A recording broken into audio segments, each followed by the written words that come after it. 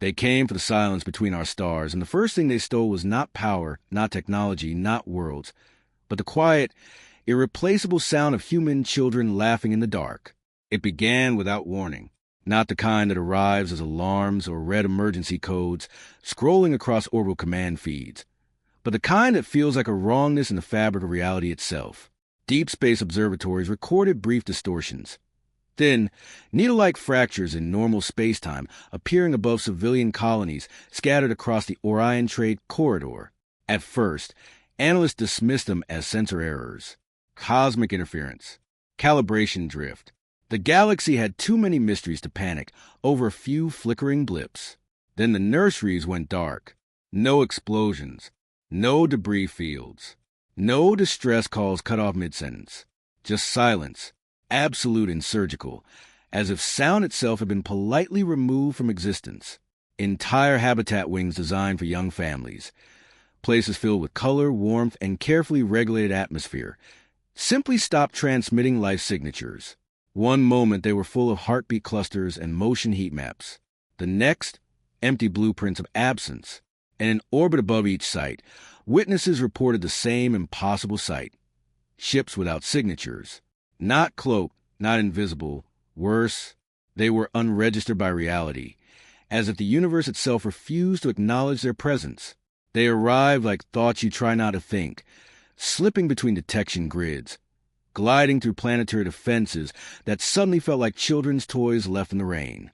On Earth, the first alerts were buried beneath diplomatic scheduling logs. The second wave bypassed classification entirely.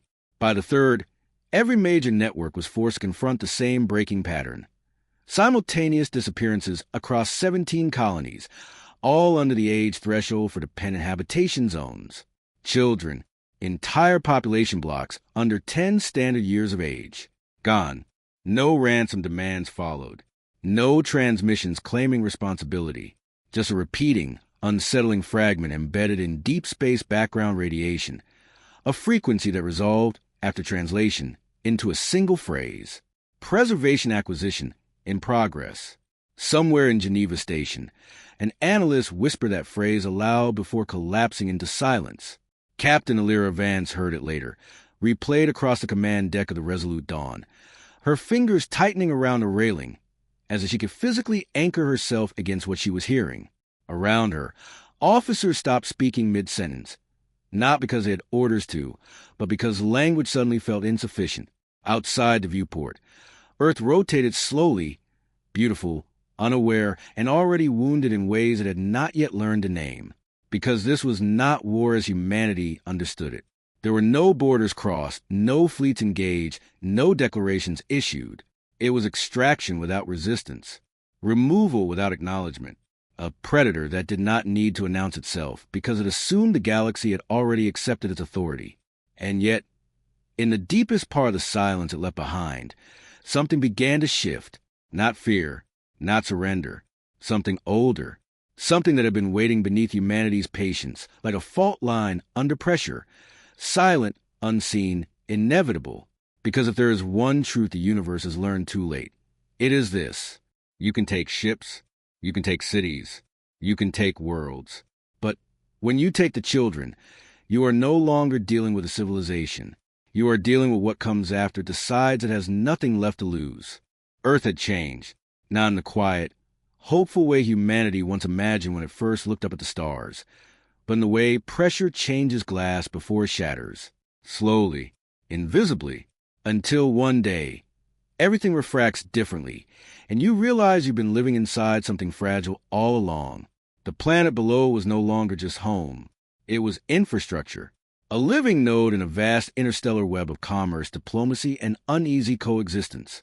Coastlines that once defined nations had been reshaped into fortified arcologies, towering megastructures of steel, carbon lattice, and bioglass that rose like artificial mountains from reclaimed oceans.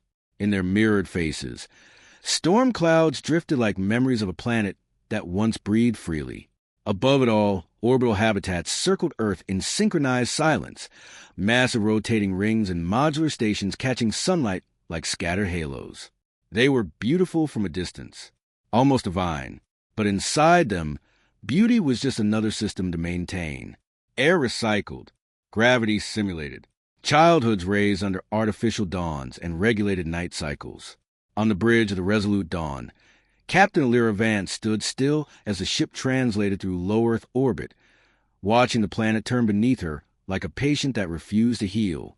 The holographic command grid flickered in front of her, mapping distress signals across dozens of systems, each one tagged with the same classification, now burning through every channel.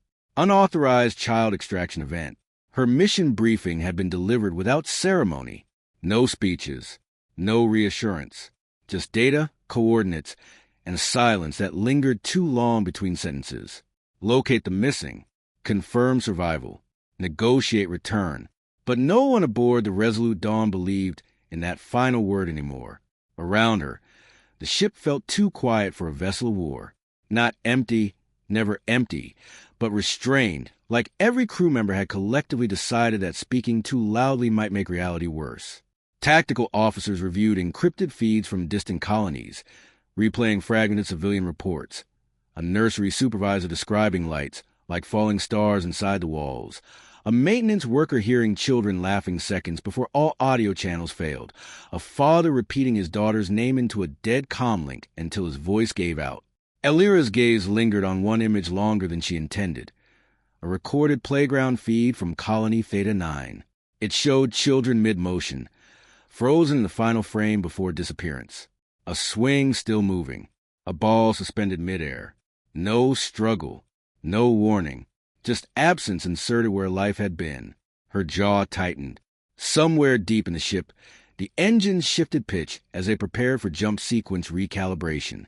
The vibration ran through the deck plating and into her bones, a reminder that motion was still possible, that humanity was still allowed to move forward, even if it no longer knew what it was moving toward. "Captain," a voice said softly behind her. "We confirmed the pattern." She didn't turn. "Say it." A pause. Then, carefully, every site was a pediatric zone. The words hung there, heavier than any classified dossier. Pediatric zone, a sterile term for places where humanity had tried, however imperfectly, to grow something gentle in a violent universe. Alira finally looked at the galaxy stretching beyond the viewport.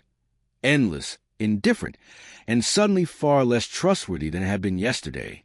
And for the first time since she took command, she understood something she had never been trained to handle. This was not an evacuation, not an abduction. It was selection. The trail did not lead them into war. It led them into something colder. The Varkun expanse was not marked on most civilian star charts, not because it was unknown, but because it was unwelcoming. A region of space where navigation systems behaved like superstitious children, refusing to draw straight lines. Gravity wells appeared where none should exist. Stars bent slightly off their predicted positions, as if even light hesitated before entering. To the crews of the Resolute Dawn, it felt like approaching the edge of thought the universe had not finished forming. Long before the first Varkan system came into visual range, comms began to degrade, not from interference, but from subtraction. Words lost syllables mid-transmission. Sentences arrived incomplete, like messages chewed apart by unseen teeth. Even shipboard diagnostics started reporting anomalies in language parsing, basic commands returning with altered syntax, as if reality itself was learning to misinterpret human intent.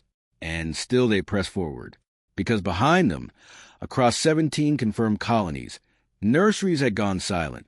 Captain Alira Vance stood at the center of the tactical chamber as hollow displays wrapped the room in shifting blue light. Each projection showed another missing colony. Orbital farming rings with empty childcare sectors, surface cities where school districts had simply stopped existing, not destroyed, not evacuated, removed like pages torn cleanly from a book without disturbing the binding. "Any sign of transit vectors?" she asked. Lieutenant Harrow shook his head, eyes hollow from too many hours without sleep. Nothing conventional. No warp signatures. No jump-wake turbulence. It's like they're not traveling through space. A pause. Then quieter. It's like space is letting them through. No one responded to that. Outside the viewport, the first Varkan system finally emerged from the dark. Three pale stars locked in a slow gravitational dance, surrounded by fractured debris fields that looked disturbingly intentional. Not wreckage, arrangement, objects placed in orbit with precision that felt ceremonial rather than tactical. And then the transmissions began. Not from the system's defenders, not from military channels, from the colonies that had already been taken. Fragments of audio flooded every open frequency. Child voices layered over each other, speaking in calm, synchronized cadence. At first, it sounded like comfort, like reassurance. Then the pattern revealed itself.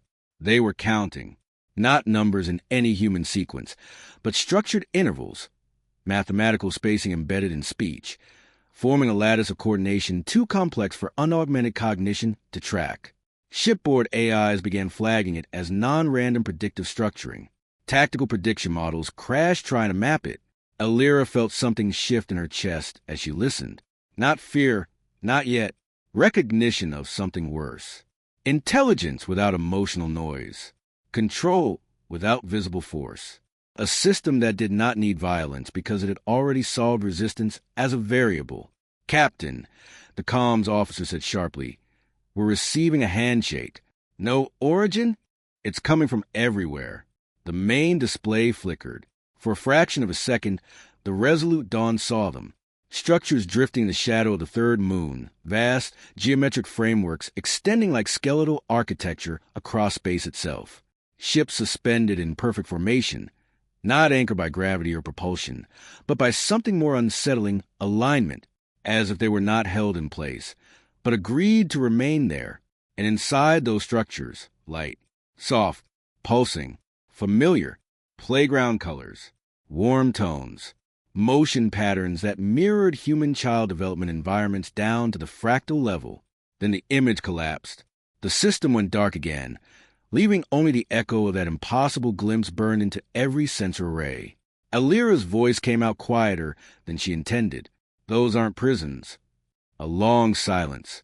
Then Hera replied, barely audible, no, Captain, they're classrooms. And for the first time since the mission began, the fleet understood the truth wasn't that something was hunting humanity's children. It was that something believed it was teaching them how to survive what humanity was about to become. Then the transmission arrived, not as a signal, not as a hacked broadcast or intercepted distress call. It came as a presence, a sudden, undeniable occupation of every screen aboard the Resolute Dawn, as if the ship itself had been politely asked to step aside so something else could be seen. Captain Alira Vance felt the shift before she saw it. The air in the command deck seemed to lose its tension, like a room exhaling after holding its breath for too long. Consoles dimmed. Tactical overlays froze mid-update. Even the ship's ambient hum softened into a respectful silence, as though every system had been overridden not by force, but by authority. And then she appeared. A child. 7 standard years, maybe less. Brown hair unevenly cut, eyes too steady for her age. She was seated in a stark white chamber that stretched beyond the frame of the transmission, its geometry wrong in subtle ways. Angles that didn't quite align, distances that suggested the room extended further than it physically should. Behind her, rows of children. Dozens, hundreds, sitting in perfect stillness, arranged in repeating patterns like data points given flesh.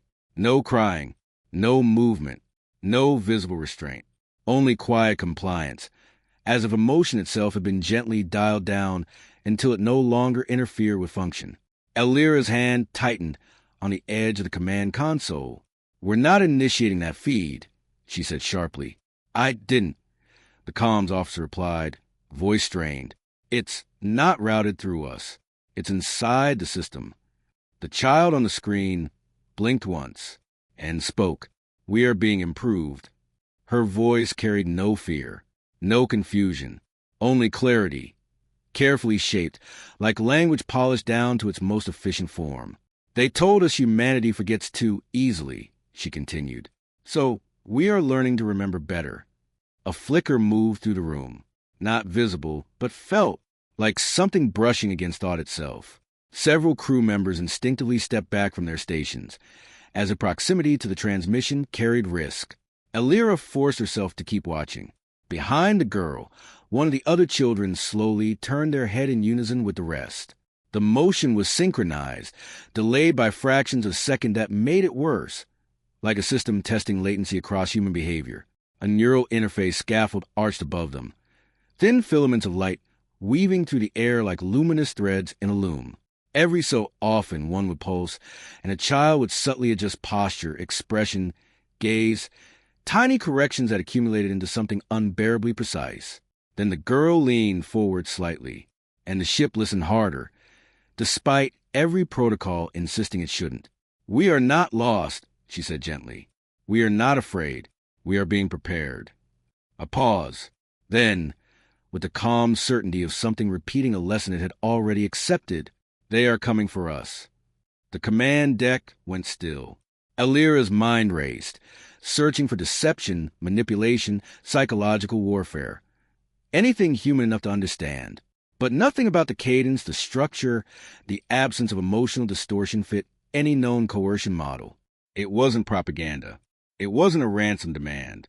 It was classification. The girl's eyes shifted slightly, as if focusing on something just beyond the camera, beyond the ship itself. "And we will help them find you." A soft chime echoed through the resolute dawn. Every external sensor array simultaneously reoriented, without command input. Navigation charts began to redraw themselves, not toward escape vectors, not toward defensive positions, but toward a single expanding set of coordinates that did not exist in any registered star map. Alira finally spoke, her voice low and dangerously controlled. "Trace the origin." The tactical officer swallowed. "Captain, it's not coming from a location. A beat. It's coming from the children." There was no order given. None was needed. Across the resolute dawn, and every ship that had followed her into Varkan expanse, something older than protocol awakened in the silence that came after the transmission. It didn't begin with alarms or red alerts. It began with stillness, crew members stopping mid-breath, fingers hovering above consoles, eyes fixed on nothing, as if listening to a sound only the nervous system could hear. Then humanity chose, not as a unified command structure, not as a coordinated military response, but as a single, irreversible realization passing through every mind at once. The children were not just taken. They were being rewritten. Captain Alira Van stood frozen for half a heartbeat longer than she should have. On the main display, the coordinates left behind by the transmission pulsed like a wound that refused to close, marking not a destination but a decision point. A place where everything humanity had tried to contain suddenly stopped mattering.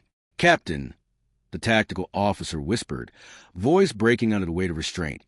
"If we initiate anything like what command is suggesting—" "We don't have command anymore," Alira cut in. Her eyes never left the screen, because now it was changing.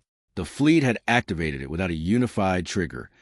Something buried so deep in human defense doctrine that most officers had only ever read its name in sealed archives.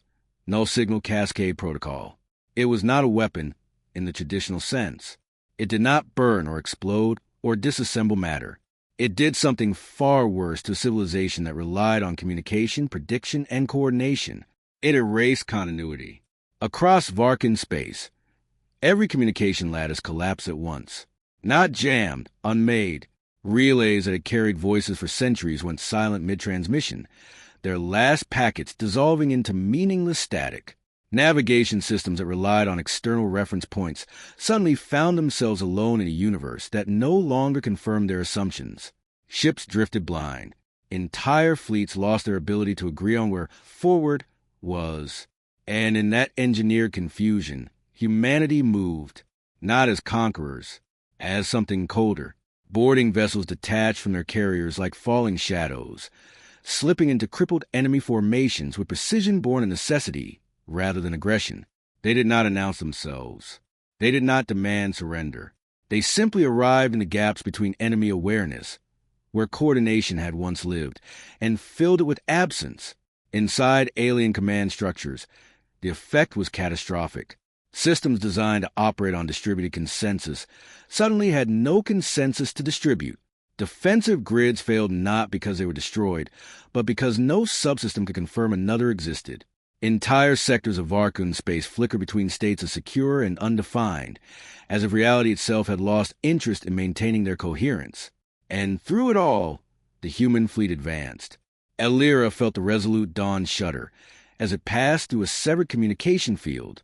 The ship's AI tried to compensate, then quietly stopped trying when it realized every correction depended on information that no longer existed. Boarding teams deployed, someone reported. Another voice followed, quieter.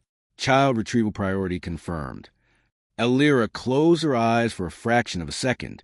When she opened them again, the tactical feed had stabilized into something brutally simple. Corridors, chambers, containment zones. And inside them, figures too small for war, too still for captivity. Human children, alive and awake, not screaming, not fighting, waiting. Because even through whatever had been done to them, even through the layers of foreign architecture pressed into their minds, something fundamental remained intact. A spark that did not translate, could not be overwritten, could not be optimized away. Recognition.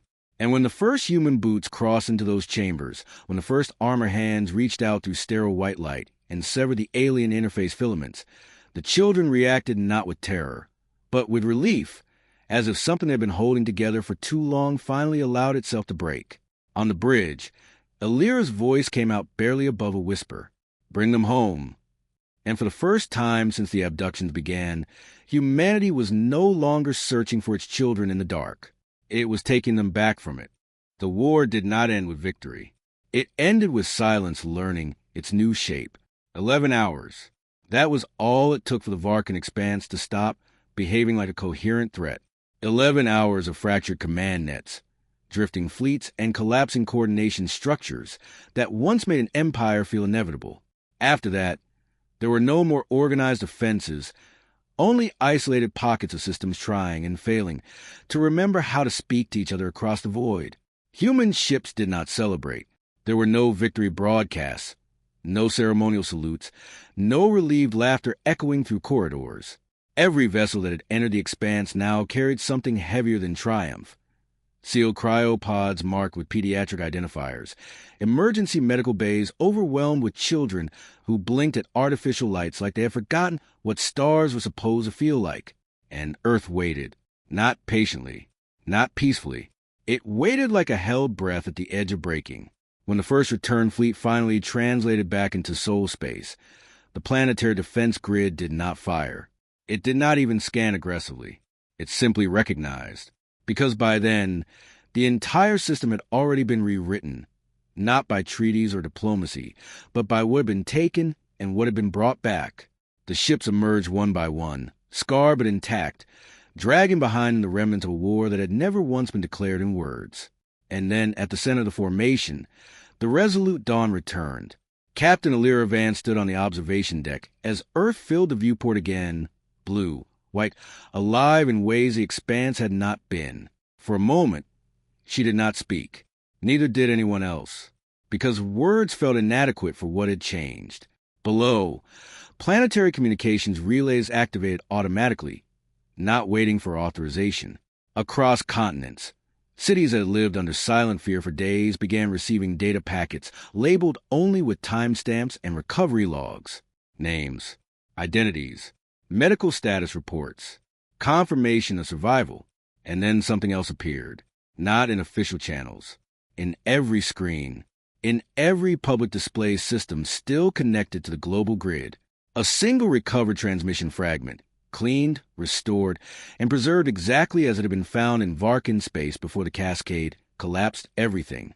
The image was simple, a child's drawing, crude lines, bright colors, a group of stick figures standing beneath a sky filled with unfamiliar stars. And beneath it, written in uneven, carefully learned script, they said we were being improved. A pause in the transmission. Then, a second line appeared as if added later in a different hand. We told them about Earth. On the bridge of the resolute Dawn, Elira finally exhaled.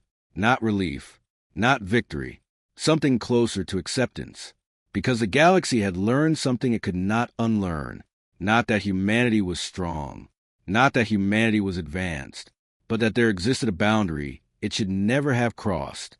Down on Earth, in hospitals and makeshift reunification centers, the first children began to wake fully, confused, quiet, holding on to adults they barely remember how to trust. And in the empty spaces between their words, one idea began to spread without instruction, without doctrine, without command. We were taken. We were returned. And nothing in the universe had survived the difference between those two truths. Far beyond Sol, in the collapsing silence of the Varkan expanse, no one spoke humanity's name again with certainty. Because now, even the stars seem to understand. There are civilizations you test, and civilizations you never get a second chance to misunderstand.